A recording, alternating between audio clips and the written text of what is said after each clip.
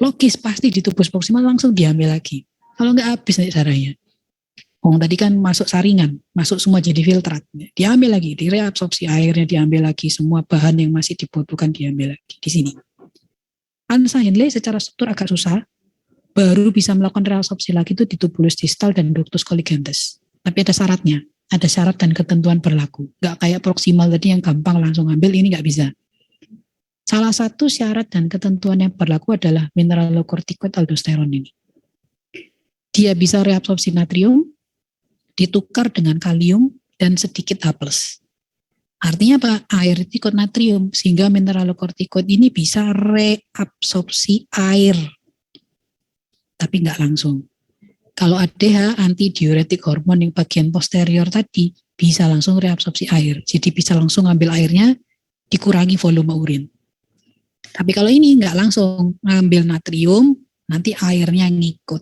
Ya, jadi secara nggak langsung reabsorpsi air, volume urinnya jadi sedikit. Jadi ini salah satu yang life saving. Kalau nggak ada aldosteron, nggak ada ADH, kencing kita jadi banyak. Kencing kita jadi sering. Lama-lama habis nanti cairan tubuh kita ya, kita jadi sering haus, kita sering minum sebagainya karena berusaha memenuhi kembali cairan yang hilang. Jadi kalau ada gangguan di mineralocorticoid aldosteron, itu jatuhnya juga diabetes. Tapi diabetesnya bukan perkara glukosa naik, tapi karena sering kencing. Namanya diabetes insipidus, ya. Itu kalau ADH-nya, ya ADH-nya tidak ada. Jadi kalau nggak ada ADH, nggak ada aldosteron, kita pasti sering kencing karena volume urinnya jadi banyak sekali. Nah, seperti ini kira-kira kinerjanya di dalam tubuh ya. Kurang lebihnya Anda lihat, ada kerjasama antara ginjal, kerjasama dengan hepar, kerjasama dengan paru. Jadi korteks adrenal ini nantinya bekerja sama dengan sistem organ yang lain. Dengan mengeluarkan aldosteron, dia nantinya meningkatkan volume cairan yang artinya meningkatkan volume darah. Jadi ini diperlukan oleh tubuh untuk mengatur keseimbangan cairan dan mengatur tekanan darah. Ya, jadi peranannya penting, makanya dikatakan sebagai life saving, penyelamat jiwa. Kalau nggak ada ini, ya hari ini korteks adrenal Anda mogok kerja, pekerjanya mogok kerja, nggak mau produksi aldosteron. Kalau tidak diintervensi dalam 2-3 hari bisa menyebabkan kematian. Karena Anda kencing terus, Anda kehilangan volume cairan, kehilangan volume darah, tekanan darah tidak bisa dipertahankan, shock sirkulasi, mati. Jadi penting ya, ini hormon ini sifatnya life saving. Hormon ketiga yang dihasilkan oleh kelenjar adrenal adalah androgen. Androgen ini nanti direproduksi dibahas lagi. Kalau pada pria, karena pria itu punya testis, ya, mampu produksi androgen testosteron sendiri.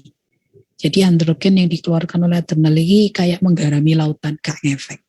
Tapi perempuan karena nggak punya testis, ya ini sumber utama. Lek gak ono, ya gak iso. Emangnya apa gunanya androgen? Terutama untuk pertumbuhan sekunder. Ya, kaitannya dengan maturasi seksual, pertumbuhan rambut, ya, kemudian stimulasi libido, gitu ya. Ini efeknya untuk androgen. Jadi dari sini aja sudah bisa melihat hormon reproduksi itu tidak spesifik jenis kelamin. Perempuan ya punya androgen testosteron, punya reseptornya. Laki-laki ya punya hormon turunan estrogen, punya reseptornya. Tidak spesifik ya. Yang membedakan adalah kadarnya. Kalau perempuan ya pasti lebih banyak estrogen, laki-laki lebih banyak androgen testosteron. Tapi sebetulnya sama-sama punya, baik hormon maupun reseptornya. Itu sebabnya kalau laki-laki dikasih hormon estrogen dari luar, ya tubuhnya bisa jadi perempuan, kayak perempuan. Bisa jadi kayak biola gitu ya, deposit lemak dan sebagainya.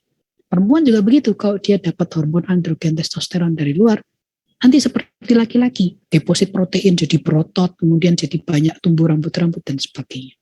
Ya, tidak spesifik jenis kelamin, hanya kadarnya yang membedakan. Terakhir kita ambil contoh dari kelenjar pankreas. Kelenjar pankreas ini gak enak hubungannya sama hipotalamus hipofisis. Tadi adrenal masih ada hubungannya, ini gak ada hubungan, independen dia.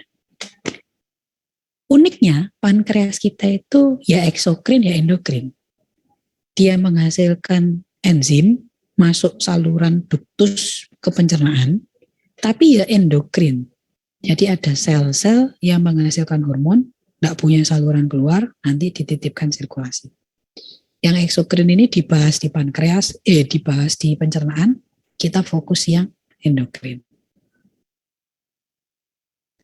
Ada 2 hormon utama yang dikeluarkan, sebetulnya banyak, tapi 2 ini yang utama. Yang pertama adalah insulin. Saya yakin semua pernah dengar, minimal pernah dengar, karena ada penyakit diabetes mellitus. Jadi insulin ini sejauh ini adalah satu-satunya hormon yang kita ketahui yang menurunkan kadar glukosa darah. Yang meningkatkan banyak, nih kortisol tadi contohnya sudah kita bahas ya, kortisol glukokortikoid. Yang lain-lain ini juga bisa meningkatkan. Kenapa? Karena untuk menurunkan kan butuhnya paling setelah makan. Makan cuma 2-3 kali dalam sehari. Yo, 1 hormon aja mestinya cukup. Meningkatkan kita butuh banyak karena kita harus supply sumber energi untuk metabolisme kan. Supply sumber energi. Padahal makannya cuma 2-3 kali dalam sehari. Berarti kita butuh bantuan hormon-hormon ini untuk selalu mensuplai kadar glukosa darah sebagai bahan baku untuk metabolisme. Apa efeknya insulin? Tadi ya, dia menurunkan semua bahan makanan ini. Jadi kita makan sepiring lengkap dengan nasinya, dengan lauk, dicerna di pencernaan, diabsorpsi masuk sirkulasi, maka kita dapatkan glukosa naik, asam lemak naik, asam amino naik. Semua itu harus diturunkan. Tidak boleh dibiarkan muter-ngiternya di sirkulasi, nggak boleh. Harus sekali diturunkan. Cara menurunkannya gimana? Diambil, dimasukkan ke dalam jaringan. Itu tugasnya insulin. Masukkan kemana? Bisa ke otot, bisa ke liver. Contohnya di sini glukosa. Glukosa dimasukkan ke otot, disimpan sebagai glikogen. Dimasukkan ke liver, disimpan sebagai glikogen. Kalau masih kelebihan, misalnya makan nasi 1 bakul gitu ya, gak cukup glikogen, ini gini penuh. Glukosa sisanya diapakan? Dibuang, gak mungkin, pasti disimpan. Dan disimpan di mana? Celengannya gak cukup, kita bawa ke bank. Jadi glukosa kalau berlebihan, kita simpan sebagai jaringan lemak, jaringan adiposa. Ini bank gitu nih. Karena kita bisa perbesar ukurannya dan kita bisa tambah jumlahnya. Unlimited. Ini sumber kita untuk menyimpan kelebihan glukosa. Asam lemak sendiri kalau meningkat karena kita kan makan ayam goreng misalnya. Kan ada asam lemak. Meningkat kadarnya dalam darah ya disimpan. Gak boleh itu dibiarin ngider-ngider dalam sirkulasi. Simpannya di mana? Jaringan lemak. Bagaimana dengan proteinnya? Asam amino, makan ayam tadi ada protein. Simpan juga dalam jaringan. Disimpannya sebagai apa? Protein. Jadi insulin ini akan dikeluarkan oleh tubuh, dikeluarkan oleh pankreas dalam periode setelah kita makan. Nah, setelah kita makan semua ini kadarnya naik. Dan semuanya akan diturunkan oleh insulin. Sehingga kalau nggak ada insulin, ya kejadian yang terjadi adalah sebaliknya. Ini semua nggak ada yang menurunkan, kadarnya tinggi. Hormon yang berikutnya adalah glukagon. Ini sama-sama dihasilkan oleh Langerhans pankreas. Efeknya antagonisme. Interaksinya antagonisme. Kalau insulin tadi menurunkan, ini sebaliknya. Nah, coba kita lihat sebaliknya ya. Karena ingin meningkatkan kadar di dalam darah, ini kan kita mau meningkatkan. Mungkin tadi makannya sudah 2 jam yang lalu. Sekarang tubuh masih butuh energi nih untuk metabolisme. Ambil dari cadangan. Ambil dari gudang. Glikogen yang tadi disimpan dipecah, ya dipecah jadi glukosa, jadi sumber bahan makanan. Protein yang tadi mungkin bisa dipecah juga jadi asam amino. Asam aminonya sendiri nanti bisa digunakan untuk proses pembentukan glukosa baru, gluconeogenesis. Jadi glukosa masuk metabolisme jadi sumber energi. Lemak juga begitu, bisa kita pecah jadi asam lemak. Asam lemaknya pun bisa masuk ke dalam metabolisme sebagai bahan baku metabolisme. Bahan makanan bisa kita gunakan untuk energi nantinya. Ya, jadi prinsipnya glukagon ini berkebalikan. Kalau tadi insulin itu menurunkan, dia sebaliknya meningkatkan dengan cara memecah yang sudah disimpan sama insulin tadi sekarang dibongkar. Ya, jadi prinsip kerjanya antagonisme. Oke, itu tadi adalah contoh-contoh dari kelenjar yang ada di dalam tubuh. Sekarang ada sedikit waktu sebelum kita diputus, gitu ya, hubungan kita diputus. Ada pertanyaan mungkin atau ada yang ingin didiskusikan, silakan.